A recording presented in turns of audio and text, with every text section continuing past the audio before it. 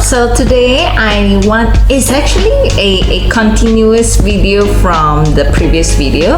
If you guys have watched this merchant index earlier, right now I would like to continue from there. All right, so I have this merchant index has been set up from the top right here, showing the category, the brand, and the price. So which means that what this merchant index would do is it will help me to fetch the price of the category and the brand name.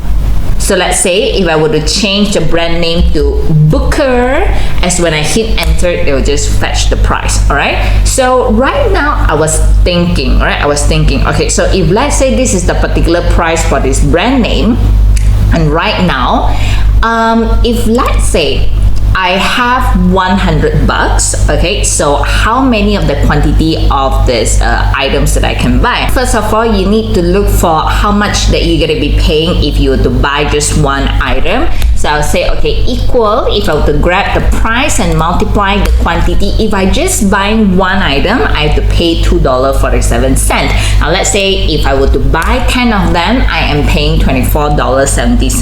Now right now I was thinking, right, let's think, and right now I have this $100 and I just want to spend it all on this product. So I was thinking that how many of them that I can buy, okay, how many of them. So right now the amount of payable that I'm currently paying $24.70, I would like to push it to $100, right? If let's say I'll just spend it all, how many items that I can buy. So first of all, we gotta go to this what if analysis and look for this goal sake.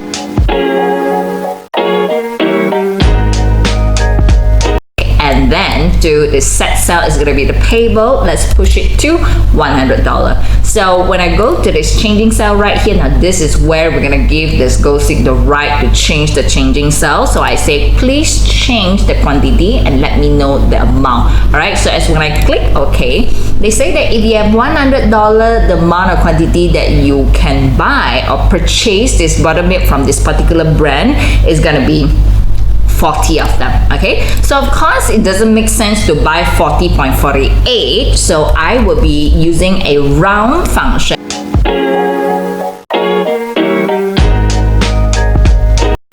just to round it up, and I say that I do not need any decimal, just let me know the amount. So as when I hit enter, this report right now is telling me that okay, you can buy 40 pieces, right? 40 pieces of this item. Okay, so let's say I would like to try out another example. I would put the quantity back to 1, but I'm gonna change, maybe let's buy a diet soda from Washington, and then the price is $2.19, right? $2.19. So let's say I have 500 bucks and I would like to see how many of the quantity of the items that I can buy. So again, I will be going to this what if analysis and click at this goal seek, and I say that okay, please push my total payable to 500 bucks by changing this quantity. As when I hit enter, hit OK, so it says that you are right now being able to purchase 228 cans of diet soda. Alright guys,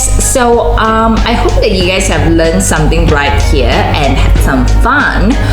So I will be seeing you guys next time. Bye bye.